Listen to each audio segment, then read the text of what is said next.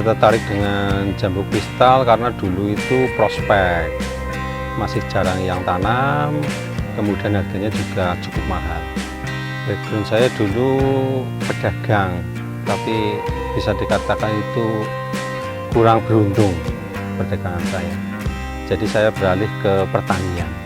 Saya menanam jambu kristal tahun 2017. Ketika saya awal menanam itu masih jarang yang tanam, karena petani itu cenderungnya kalau ada varietas baru itu nunggu teman-temannya dulu tanam, lihat hasilnya seperti apa, nanti baru ikut-ikutan tanam. Pertama kali saya udah produksi itu memang awalnya pemasarannya masih kurang, kemudian kita coba masuk ke pasar juga pertama kali masih ditolak karena belum laku, belum dikenal oleh masyarakat. Kemudian setelah mereka mengenal itu rasanya jambu kristal seperti apa, mereka mulai tertarik karena rasanya lebih manis, kemudian harganya itu terjangkau dibandingkan dengan buah-buah lain seperti apel, jeruk, itu masih terjangkau. Saya sekarang ada tanaman jambu kristal sekitar 1000 pohon. Kalau luasnya sekitar 1 hektar seperempat. Itu sebagian besar itu ngontrak. 85% kontrakan, lainnya itu punya lahan sendiri.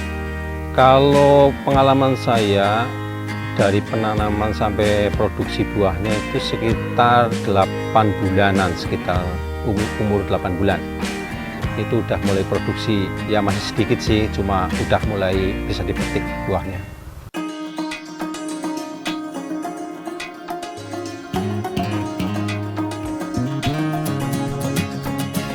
Mulai dari awal itu pembibitan dulu, saya beli bibit itu modelnya itu cangkok.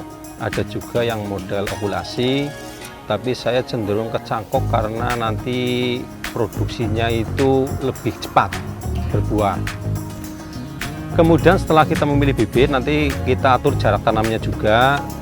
Jarak tanamnya yang idealnya itu 4 meter kali 4 meter.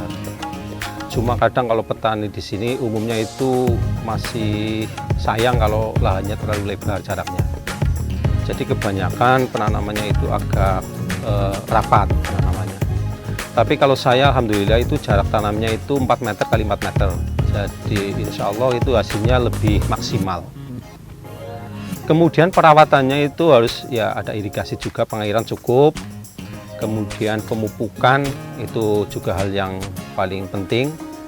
Pemupukan biasanya kalau masih pohonnya masih baru, belum produksi, itu sekitar setengah bulan sekali dikasih pupuk. Itu kontinu, jadi walaupun sedikit tetap dikasih. Kalau udah produksi biasanya itu standarnya itu sebulan sekali pemupukan NPK. Kemudian dikasih pupuk kandang juga. Per tahun itu 1 kantong per tahun, 1 kali, cuma 1 kali per kantong. Kemudian proses perawatan juga ada penyemprotan untuk pengendalian hama. Kemudian yang terpenting juga pruning, pemangkasan pucuk.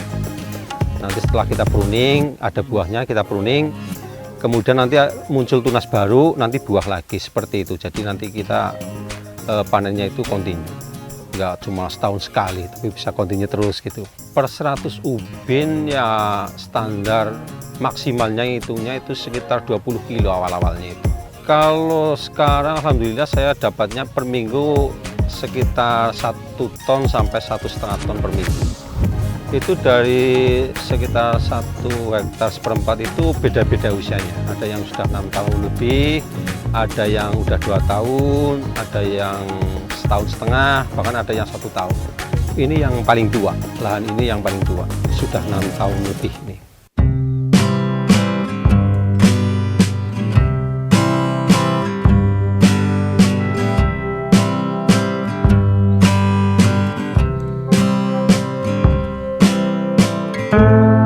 Usianya sudah sekitar 6 tahunan itu biasanya memang produksinya agak berkurang karena biasanya pohonnya itu udah terlalu rimbun, sinar matahari kurang cukup masuk. Jadi memang hasilnya itu nggak seperti waktu umur sekitar 2 tahun sampai 5 tahun itu masih full produksinya. Karena udah agak tua jadi memang agak penurunan. Per ratusnya sekarang ya seminggunya sekitar ya standar 6 kintal, 7 kintal per minggunya. Ya kalau perawatannya memang harus ada perawatan khusus juga. Terutama itu pengendalian hama biasanya. Untuk penyemprotan, pemupukan itu memang harus rutin. Kalau pemupukannya udah nggak rutin ya biasanya buahnya juga berkurang. Karena biasanya itu tergantung dari pemupukan juga. Kalau produksi buah, kalau untuk pekerja biasanya saya cuma mempekerjakan cuma 2 orang karena perawatannya itu bisa berkala. Misalkan ada penyemprotan rumput di sela-sela itu juga kan nggak tiap hari, jadi sebulan sekali. Nanti setelah ada tumbuh lagi kita semprot lagi. Itu penyemprotan itu diusahakan jangan sampai ke pohon karena itu nanti mengganggu produksi. Kalau kegagalan panen biasanya itu cenderungnya itu kita itu telat bungkusnya, itu brongsongannya itu telat. Kemudian faktor yang kedua itu lagi pandemi lalat buah, lagi musim telur biasanya. Biasanya musim penghujan, itu lagi musim telur lalat buah. Jadi walaupun udah dibungkus, kadang-kadang itu masih tetap kena, nembus plastiknya. Kalau pembungkusan itu masih hijau, masih muda, kuncupnya itu masih ada, biasanya nanti dibuang dulu. Biasanya di dalam kuncup itu ada telur kupu yang nanti itu jambunya jadi korep, kurang mulus nanti hasilnya kalau nggak dibuang.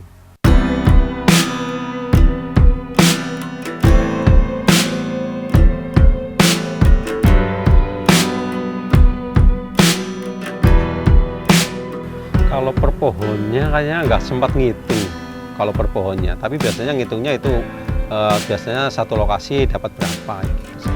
Karena satu pohon yang satu dengan yang lainnya itu kan kadang-kadang beda juga, tingkat lebatnya buah itu beda.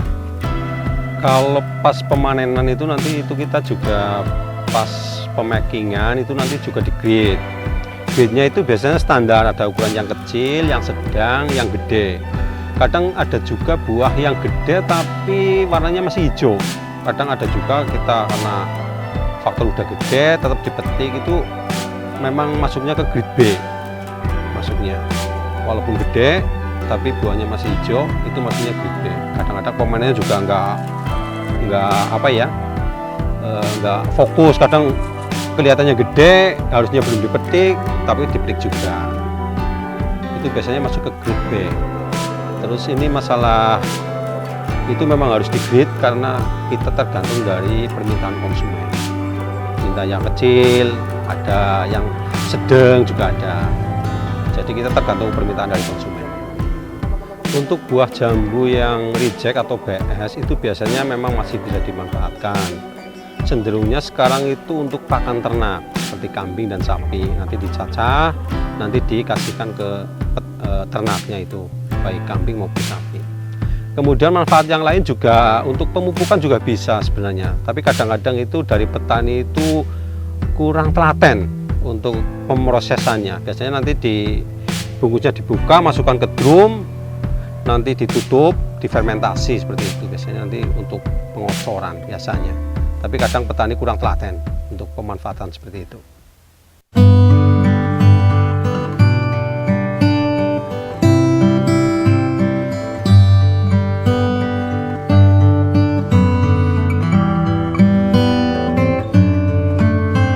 Untuk hama itu memang nggak terlalu banyak. Kebanyakan itu hamanya itu lalat buah. Yang paling berat itu melawan lalat buah. Itu biasanya itu walaupun sudah dibungkus tetap masih kena juga. Kemudian hama yang kedua itu ada kupu putih. Itu cenderungnya itu masuk ke buah jambu. Nanti buah jambunya itu biasanya telurnya ada di belakang sini. Kalau pembungkusannya nggak dibuang, kuncup depannya nanti itu menyebar. Nah itu yang akhirnya jadi buahnya itu jadi nggak mulus. Itu termasuknya itu telur kupu masuknya. Jadi nanti ini ada di sini kayak lendir. Nanti kalau nggak dibersihkan itu bisa dikatakan nggak laku. Karena orang itu sendirinya itu jorok, jadi nggak mau beli. Ada lendirnya di dalamnya. Kalau jambu yang bagus itu modelnya seperti ini, buahnya itu agak seperti apel. Kalau yang bagus. Jadi depan belakang itu di sini tuh orang sini bilang itu gepak. Jadi sini masuk ke dalam, sini juga masuk ke dalam. Jadi nanti kalau itu dipajang itu bagus seperti buah apel kayak gini. Di tingkat pengecernya nanti itu cenderungnya bagus. Ini maksudnya grade A. Kalau grade A sebenarnya banyak, cuma kadang orang cenderungnya kalau grade A itu jambunya gede cenderungnya. Tapi ada juga pedagang yang minta grade A tapi jambunya nggak terlalu besar. Justru grade A-nya itu mintanya yang sedang. Jadi nanti di tingkat konsumen itu pembeli nanti cepat laku. Kalau keadaan pasar sekarang itu memang mungkin karena faktor ekonomi juga, daya beli masyarakat sekarang juga agak menurun. Jadi untuk konsumsi buah itu memang nggak terlalu seperti dulu. Tapi alhamdulillah untuk pemasaran jambu kristal yang penting kita punya kualitas bagus, minimal laku, walaupun murah minimal laku habis jambunya. Kalau pasarnya sekarang memang ya nggak terlalu rame, ya cuma sedang lah. Mungkin kalau pasar ke depan karena kita di sini terutama di daerah saya ini di Kabupaten Purbalingga banyak yang sudah menanam jambu kristal karena dulunya prospek, sekarang banyak yang tanam. Jadi mungkin sekarang persaingannya itu justru di kualitas. Kalau kualitasnya bagus, insya Allah tetap laku jambu kristalnya.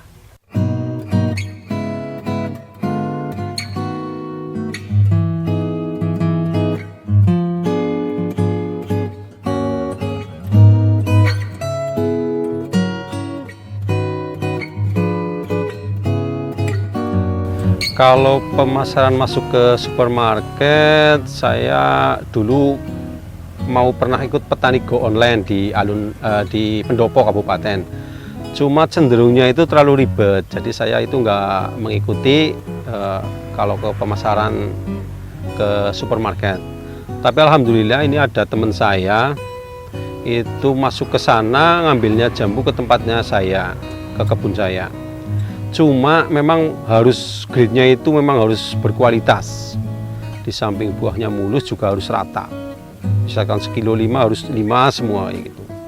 Jadi memang kalau masuk ke supermarket itu cenderungnya memang harus kualitasnya itu lebih dibandingkan ke pasar-pasar tradisional. Iya, metik sendiri di lokasi. Karena lebih cenderung kalau metik sendiri itu lebih puas. Grade apa yang dimaksud dari sana itu kita bisa ngambil dari kebun langsung. Keinginan saya setelah saya punya tanaman jambu kristal yang bisa dikatakan cukup luas, keinginan saya, harapan saya juga kedepannya itu tetap laku.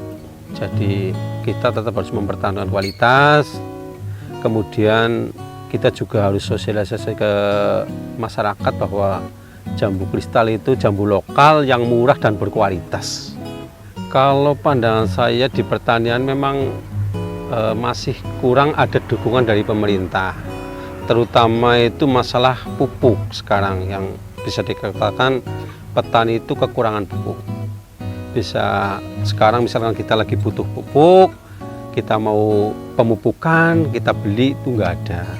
Jadi memang peran pemerintah itu masih belum maksimal ke petani, terutama itu pemupukan.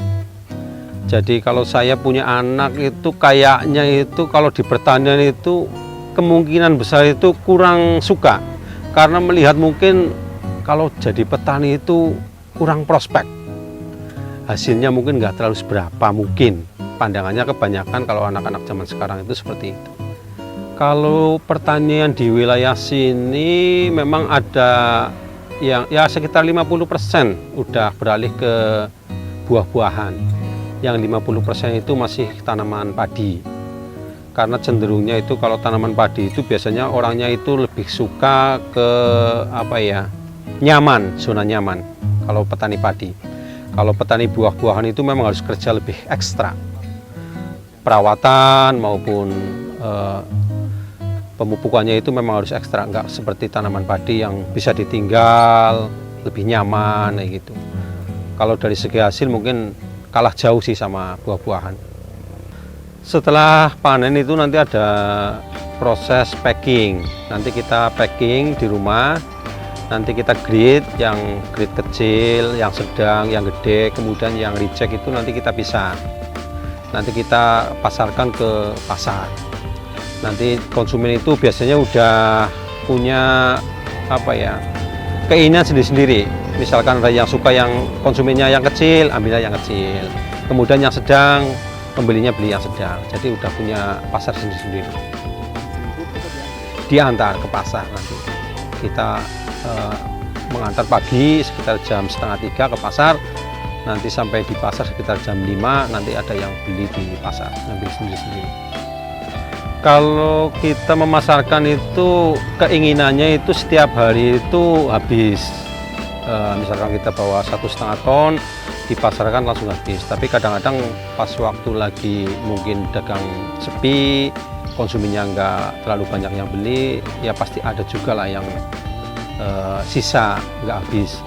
Itu biasanya bertahan sampai 3 hari. Kalau udah lebih dari 3 hari itu biasanya buahnya udah jelek, jadi terkadang kita buang. Memang harus dibuang karena buah itu udah mulai ada faktor pembusukan juga. Jadi udah nggak layak konsumsi. Kalau harga itu biasanya itu tergantung dari produksi dari pohonnya. Biasanya kalau produksi lagi banyak, memang harganya itu lebih murah. Jadi kalau harga jambu kristal itu biasanya nggak ada patokan, tergantung dari produksi dari pohonnya. Kalau lagi banyak, otomatis secara hukum pertanian lagi panen biasanya harganya lebih murah. Tapi kalau lagi mungkin karena produksinya dari pohon berkurang, itu pasti dengan sendirinya itu nanti harganya naik.